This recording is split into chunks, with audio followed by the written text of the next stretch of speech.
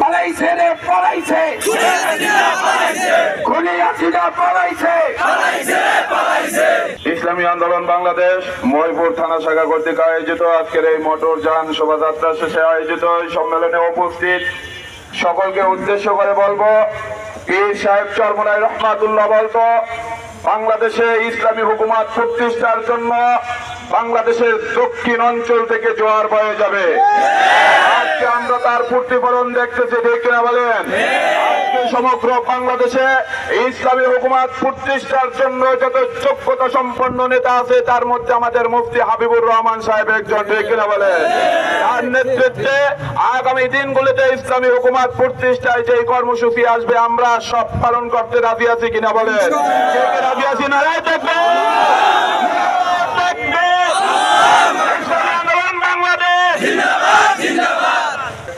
আমি একটা কথা বলতে চাই, 17টা বছর এই জালেম সরকার আমাদেরকে মজলুম বানিয়ে রেখেছে, ঠিক না?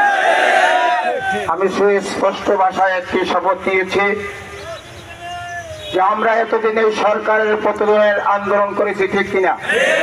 এখন আর সেটা আছে?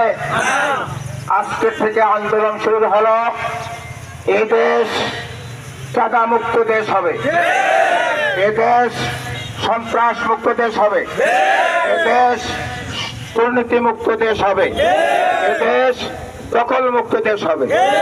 সুতরাং পটুয়াখালী জেলায় গত পরশুদিন 10,000 লোক নিয়ে ঘোষণা দিয়েছে। পীর সাহেব চরমোনাই এই খেতে খাওয়া মানুষ, এই কর্মীদেরকে নিয়ে আগামী 3 মাসের ভিতরে এই পটুয়াখালী জেলাকে সন্ত্রাস মুক্ত করব, ঠিক কিনা? এই পটুয়াখালীকে দুর্নীতি মুক্ত করবো, ঠিক কিনা? এই পটুয়াখালীকে চাঁদা মুক্ত করব, দখল মুক্ত করব। গতকালকের আপনার সময় পেয়েছিলাম, মহিপুরে বক্তব্য দিয়েছিলাম, সেই কথাটুকু বলে শেষ করতে চাই। আমরা মুসলমান, আমরা দেশপ্রেমিক, আমরা ইসলাম প্রেমিক, আমরা মানবতা প্রেমিক। সুতরাং এই লাকাচপি ইউনিয়ন এবং এই কুয়াকাটা এক স্বৈরাচার, এক খুনি যে হাজারো রক্তের উপরে দাঁড়িয়ে দেশকে শাসন করে আমাদের উপরে জুলুম করেছে, তাকে আমরা এদেশ থেকে পতন ঘটাই নাই, এদেশ থেকে বিতাড়িত করেছি। সেই রাতে আধারের মতন সে পালিয়ে গেছে এদেশ থেকে, ঠিক না? একটা স্লোগান তুলুন, পালাইছে রে পালাইছে, খুনি হাসিনা পালাইছে, পালাইছে রে পালাইছে। আর একটি কথা হলো, এরপরে দেখেছে আমরা আবার এক শ্রেণী মানুষ এদেশের ঘর দখল করে, কাউন্টার দখল করে, মানুষের উপরে অত্যাচার করে বিভিন্ন জুলুম নির্যাতন শুরু করেছে, ঠিক কিনা? সুস্পষ্ট ভাষায় বলতে চাই, আগামী 24 ঘন্টার ভিতরে যদি কোনো ঘর দখল করে থাকে তা ছেড়ে দিন, কোন ঘরে যদি তালা মেরে থাকে তা ছেড়ে দিন।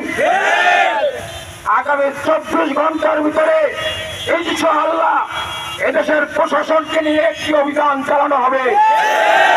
সময় দেখা যায় কেউ ঘর দখল করেছেন অবৈধ হবে, কেউ চেনা চেয়েছেন, কেউ সময় নির্দেশ হলে তাকে 2 ঘন্টা কাজের সাথে বেঁধে রাখা হবে। সুতরাং আপনাদেরকে 24 ঘন্টা সময় দিয়ে গেলাম। দ্বিতীয় কথা হলো, এই 17 বছর আওয়ামী লীগ করে যারা এদেশের মানুষের বিরুদ্ধে জুলুম চালিয়েছেন, জালেম হয়েছেন, তাদেরকে বলবো আপনাদের নেত্রী পালিয়ে গেছে, আপনারা দেশ থেকে পালিয়ে যান। সুতরাং এদেশ আপনাদের জায়গা নয়, এদেশ সন্ত্রাসীদের জায়গা নয়, এদেশ চাঁদাবাজিদের জায়গা নয়। সুতরাং এই সংক্ষিপ্ত ঘোষণা দিয়ে আজকের এখানে শেষ করছি। আগামী দিনে আবার 2-1 দিন পরে ইনশাআল্লাহ আপনাদের সাথে দেখা হবে, যে 24 ঘন্টা পরে আবার আপনাদের সাথে দেখা হবে ইনশাআল্লাহ।